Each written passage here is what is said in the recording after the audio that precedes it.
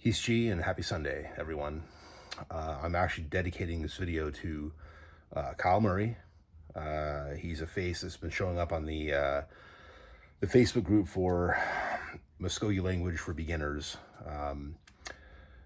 He's been contributing his developments and his experience quite a bit. And a friend, a mutual friend, sent me his Scottish Gaelic singing, and because she knows I'm into the Scottish stuff, and I'm impressed by this guy. I mean, I'm doubly impressed.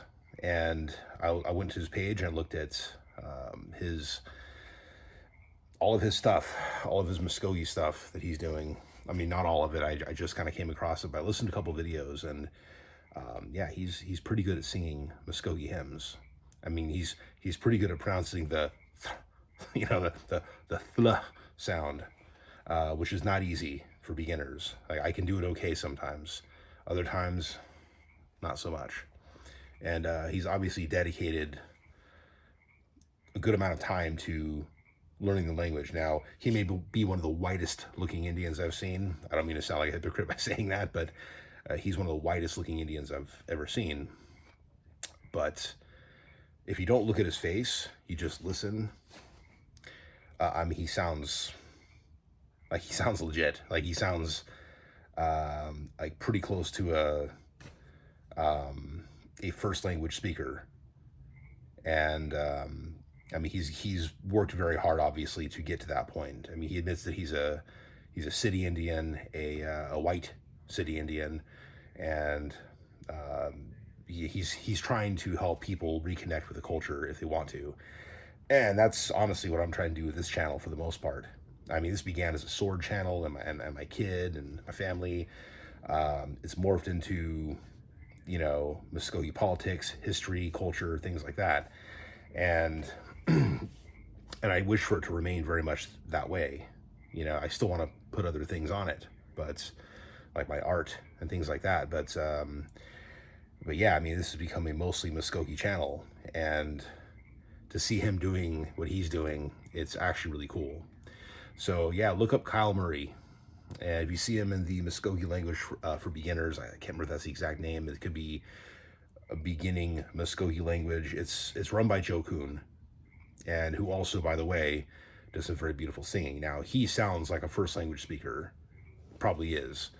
I mean, he definitely looks like he is. You know what I'm saying? But yeah, Kyle Murray. I mean, he's one of the kind of movers and shakers that I can see helping preserve the language further into the 21st century.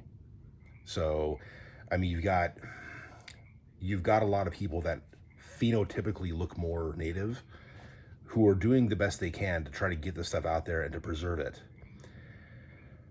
I don't know how many of our young people are actually like taking the bait and really learning the language in an effective manner. And you know how kids are these days. They do whatever's cool out there, okay?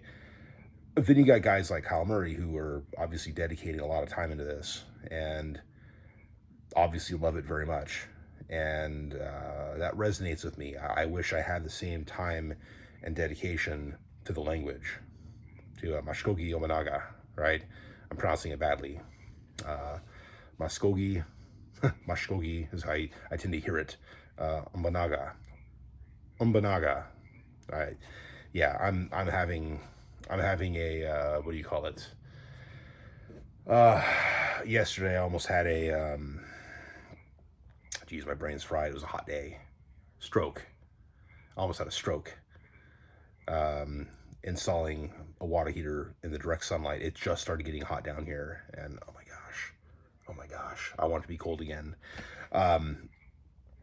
So yeah, I'm not pronouncing things properly, partly because of that. But no, this guy, he is.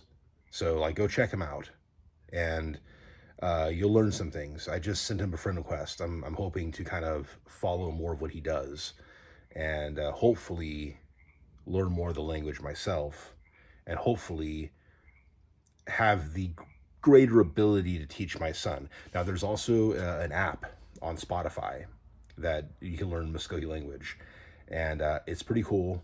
I did it a couple times around Michael, but I kind of fell off the wagon a couple weeks back, and I need to get back on. I need to dedicate more of my time to that. And what's kind of cool about that Spotify app is that you have some obviously older audio files. I think probably Bertha Tilkins, Linda Alexander, those names that show up in Beginning Creek or Beginning Mvskoke. That book, which is really more academic than practical, but they have some audio files with these ladies doing some of the audio. And I think some of these same files and more made their way onto the Spotify app. So if I could remember the name, I would tell you what it is. But if you look up Mvskoke language on Spotify, you'll probably find exactly the one I'm talking about. So I don't know how many of these Spotify channels or apps or whatever you want to call them, channels, I think, exist for our language. But yeah, anyway, yeah, Kyle Murray, very much impressed. I mean, when I'm saying he's the widest looking Indian I've ever seen, he practically is shy of being blonde. And I do have some cousins' kids who are blonde. So, just saying. This guy's got the little, like the white complexion with the kind of little rosy cheeks thing going. So it's easier to kind of label him that. But he labels himself that. So, anyway, I mean no offense, Kyle, if you end up watching this. I mean no offense at all. I greatly appreciate what you're doing, and please keep up the good work. And I will be following it, and hopefully learning more in the process. And like I said, trying to teach my son more of this stuff, because it's very important to me that my son understands more about Mvskoke culture than I did growing up. I always knew I was Creek. Okay, my mom always knew, but she didn't know as much of the culture, and she was born back there. Okay, she had a closer relationship to the older generation, many of whom also lost the language, and so there's a multi-generational disconnect of like, yeah, we're Creek, yes, we're citizens of the tribe, but how much of the stuff, as I call it, how much of the stuff do we know? And there's been bits and pieces throughout different branches of the family, matrilineally, but there's stuff. But it's kind of like I've had to piece it together. I've had to do my own independent research and my own deep dive into our family history and trying to learn the culture better so that I understand our family history better. Okay. And so I don't know what clan Kyle is, or if he even has a clan. I don't know how he acquires his lineage exactly, but it doesn't matter. I mean, he's doing the work. I mean, he's doing what these full-blood kids are not doing, as far as I know. And it's really great to see, actually. Because, yeah, I mean, being a full-blood, looking more Indian doesn't mean that you know your culture. It really doesn't. I mean, when I was back there, there's full-blood kids who didn't know what clan they were, and they actually went to ceremonial grounds since childhood. And, I mean, what does that tell you? Like, they weren't going, as far as I understand, to the Indian church. So it wasn't like they lost their clan knowledge because it got Christianized out of them. It's more like they just, I don't know, man. I don't know. I at least had an inkling at the time, and then found out for sure what mine is. And so it baffles me when people who look more native than me, who have a lot more of the blood than I do, or supposedly full bloods even, don't know this stuff. And then I look at their family dynamic and I realize there's reasons for that, and that sucks. So our Mvskoke families need to be more intact, and even if families are broken, parents still need to work together to take care of their kids. And it's good to see that the tribe is trying to create activities, that members of the tribe have started organizations like Sons of Mvskoke. They're trying to teach the youth our values and different skills. I think it's awesome that exists. And that makes you wish I lived back there, that my son could be a part of that.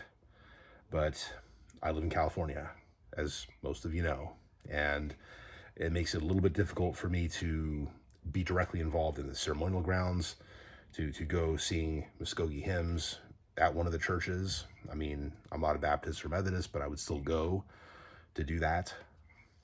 Okay, if I was back there.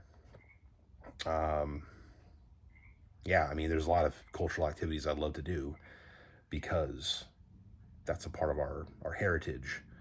And so, yeah, like I've been trying to be connected for a long time. And I feel like I am more connected than I was in the past. But, obviously I want to be more connected and have my son have the desire to be connected. And, yeah, I'm grateful for Principal Chief David Hill and what he's trying to do in general. I like that he went to Scotland and England recently and looked at some of Hilas Hadjo, aka again, my brain's fried right now. Josiah Francis, his clothing that is owned by the British Museum or whatever it was, and that they might do a loan and bring it back here, and then our craftspeople can actually take a look at it and replicate it more directly. So I'm glad that these things are out there, but it's also very important that people like Kyle Murray are out there trying to do their part to keep the culture alive and to make it known to others who are trying to get connected. I'm grateful to see that.